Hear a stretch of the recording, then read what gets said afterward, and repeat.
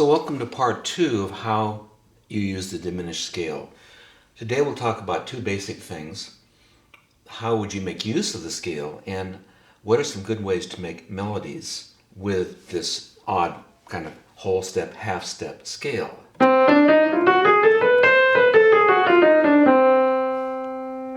You should have seen part 1. If you have not, let's just review what the scale is and what the fingering is just briefly. If you take a full diminished chord, it has 4 notes plus the octave. So the scale is really just the 4 notes decorated with a half step leading to each one. So the first 2 notes are C to E flat. You have a D leading to E flat. The next note of the chord is F sharp or G flat. You have an F leading to that. So here are the 3 notes so far of the chord. The last note is A, lead to A, and home to C.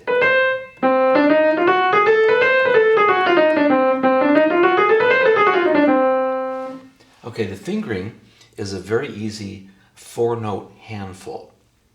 It starts actually on B. The thumb would be on B, using thumb as the guidepost. Then thumb on F.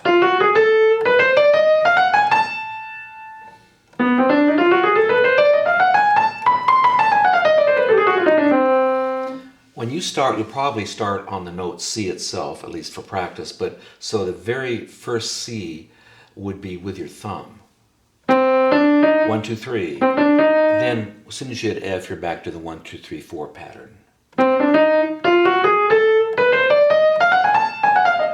And so forth.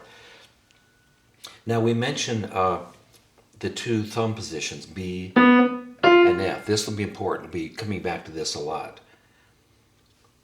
Okay, as to how we'd use this is really important. It's the notes in the cracks. It's the leading tones that go to each of the 4 notes in the chord you have to know. In other words, the one that leads to C is B. The one leading to E flat is D, then F, G sharp. Those 4 leading notes happen to spell another diminished chord, B. For a moment, for reference, just think of B diminished as an inventory of notes. How you use the scale, how you might make melodies, is based for a moment on 4 major triads built on the leading tones. So if we are still in C in this entire video, C diminished. Okay, so the 4 leading tones, as we mentioned, spell a B diminished chord, or a D diminished, or an F diminished, or G sharp diminished. Okay, so using B as the model, as it turns out, the scale will spell for you a major triad on those 4 notes, on B, D, F, and A flat or G sharp.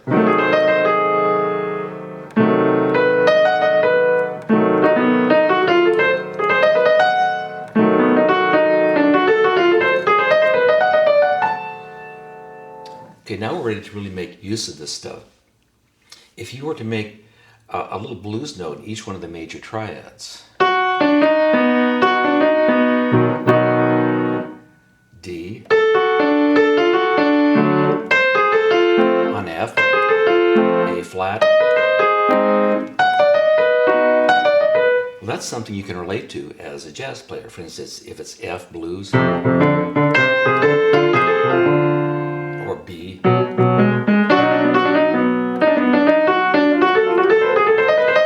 okay, so now the first melodic use will be this.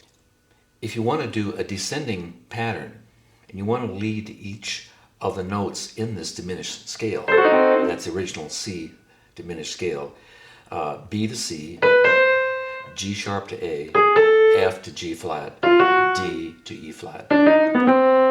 You can try doing it with your 2 fingers. This is what a lot of people do. They think it's a lot of seconds. It's really hard in a drag, so just hit our F and B triads.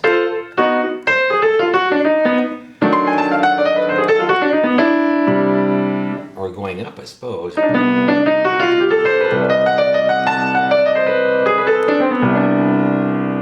Okay, so here's a song you can maybe emote on using that, as simple as it is. Going back on a clear day, first chord is C diminished.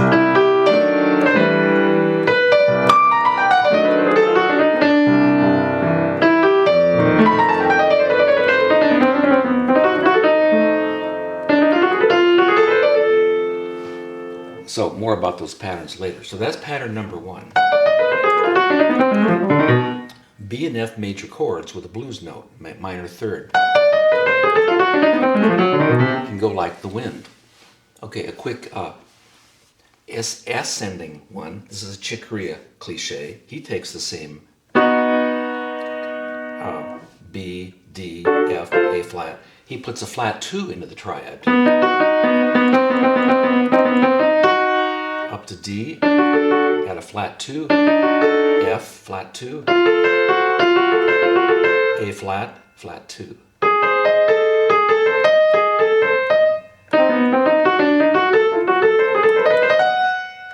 Going down.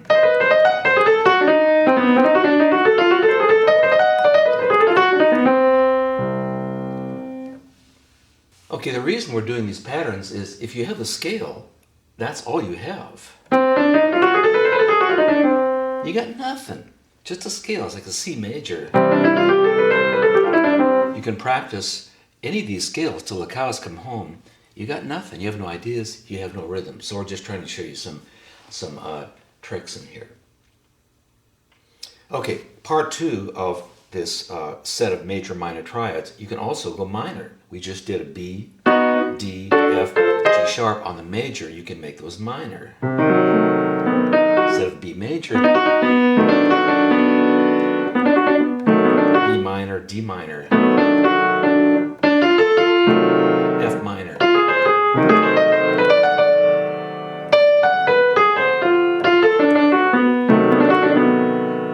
Well, if you can make them into minors, you can make them into minor sevenths. How about that? So let's just go for a B minor seventh, D minor seventh, A flat. If you just want to do a complete run of just the 8 notes in the diminished scale, you can use a B minor seventh followed by an F minor seventh, just those two.